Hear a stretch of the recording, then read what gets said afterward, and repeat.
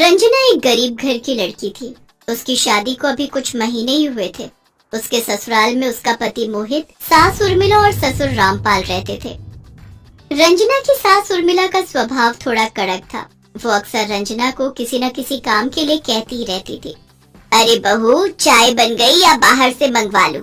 पता नहीं चाय बना रही है या बिरबल की खिचड़ी। बस माँ जी लाई। अपने सास ससुर को चाय देने के बाद रंजना घर की साफ सफाई में जुट जाती है। इसके बाद खाना बनाकर सबको खिलाती है, फिर बर्तन धोती है।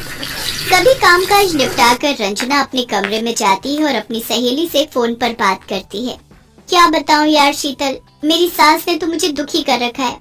एक तो वैसे ही नया घर, नए रिश्ते और नई चीजें जिन्हें समझने में वक्त लगता है। ऊपर से माँ जी, वो तो बस सारा दिन मेरे पीछे ही पड़ी रहती है। बहू ये कर दे, बहू वो कर दे। तू न शीतल एकदम सही कहती थी। ये सासें ना सांस भी नहीं लेने देती। ये सब सासें एक जैसी होती हैं। अरे रंजना, अभी तो तेरी नई नई शादी हुई है। अगर तू अभी से इतनी नरम पड़ गई तो तेरी सास तो तुझे घर की नौकरानी बनाकर रख देगी। सही कह रही है तू शीतल, इसीलिए मेरी सास मेरा फायदा उठाती है। पता है, घर का सारा काम मुझे अकेली को ही करना पड़ता है। चल यार, अब फोन रखती हूँ। मेरी सास फिर आवाज दे रही है, न जाने अब उन्हें क्या चाहिए। रंजना बाहर आती है। क्या हुआ माँ जी, आप आवाज लगा रही थी? अरे बहू, मेरे पैर में बहुत दर्द हो रहा है। सारा दिन काम मैं करूं और पाँव इनके दुख रहे हैं। अरे जैसे पाँव दुखते हैं ऐसे गला क्यों नहीं दुखता इनका? रंजना दवाई लेकर आती है। ये लो माँ जी, ये दवाई खा लीजिए, आराम मिल जाएगा। अरे दवाई किसे खानी है, मैं पाँव दबाने की बात कह रही थी। रंजना मुंह बनाते हुए अपनी सास के पैर दबाने लग जाती है। ऐसे ही कुछ दिन बीतते हैं। दिवाली का त्योहार आने वाला था। दोनों सास बहू मिलकर घर की साफ सफाई करती हैं। सारा काम खत्म होने के बाद उर्मिला तैयार होकर आती है और फिर अपनी बहू से कहती है, रंजना बहू, मैं अब दिवाली की शॉपिंग के लिए बाजार जा रही हूँ। 2 घंटे में लौट आऊंगी। तुम तब तक खाना बना कर रख लेना। ये कहकर उर्मिला बाजार चली जाती है। इस बुढ़िया ने तो मुझे बहुरानी से नौकरानी बनाकर रख दिया है। शाम को घर आकर उर्मिला अपने पति रामदीन से कहती है, सुनिए जी, वो जो मेरा सोने का सेट और रानी हार बैंक में रखा है, आप उन्हें ले आइए। लेकिन आखिर तुम्हें उनकी क्या जरूरत पड़ गई? वो मैं सोच रही थी उन्हें दिवाली पर पहन लूंगी।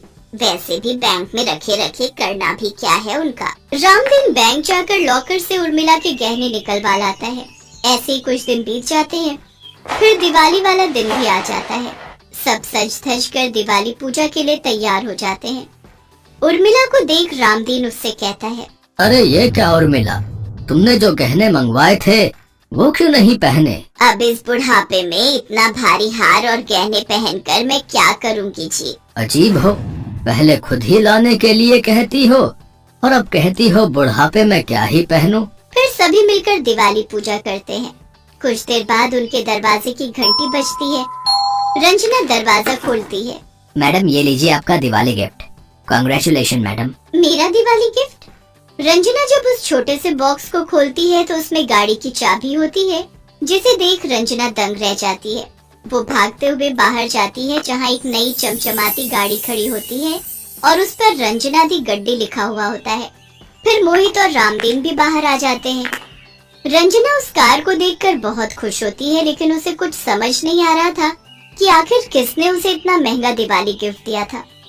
तभी उर्मिला हाथ में पूजा की थाली लेकर आती है और रंजना से कहती है, ये ले बहू, अपनी नई गाड़ी की आरती नहीं उतारेगी? माँ, इसका मतलब ये गाड़ी? हाँ, ये मेरी तरफ से मेरी बहू के लिए दिवाली गिफ्ट है। लेकिन आपके पास इतने पैसे कहाँ से आए माँ? 1 मिनट उर्मिला, कहीं तुमने अपने गहने बैंक लाकर से इसलिए तो नहीं निकलवाए थे? हाँ, लेकिन वो गहने मेरी बहू की खुशियों के आगे तो कुछ भी नहीं थे।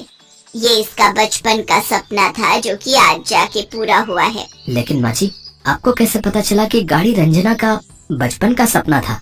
बाजार में इसकी वो परकटी सहेली मिली थी मुझे, शीतल। बस उसी से बातों बातों में पता चला था कि बहू को बचपन से ही गाड़ी में घूमने का शौक था, लेकिन अपने परिवार की आर्थिक तंगी के कारण इसका सपना पूरा ना हो सका।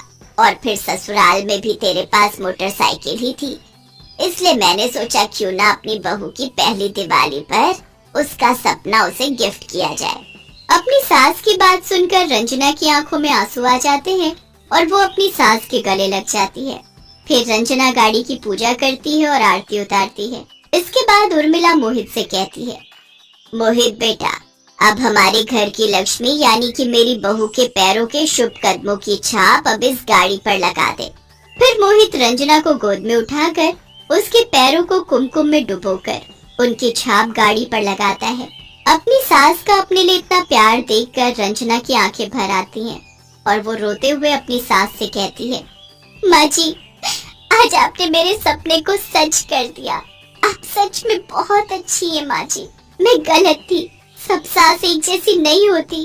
आप तो माँ से भी बढ़कर हो मेरे लिए। Thank you, thank you. बहू, सास भी तो माँ जैसी ही होती है ना, और एक माँ अपनी बेटी के सपने को पूरा करने के लिए कुछ भी कर सकती है। उस दिन के बाद से रंजना का अपनी सास के प्रति व्यवहार पूरी तरह से बदल गया। अब वो दोनों सास बहू घुल मिलकर एक साथ खुशी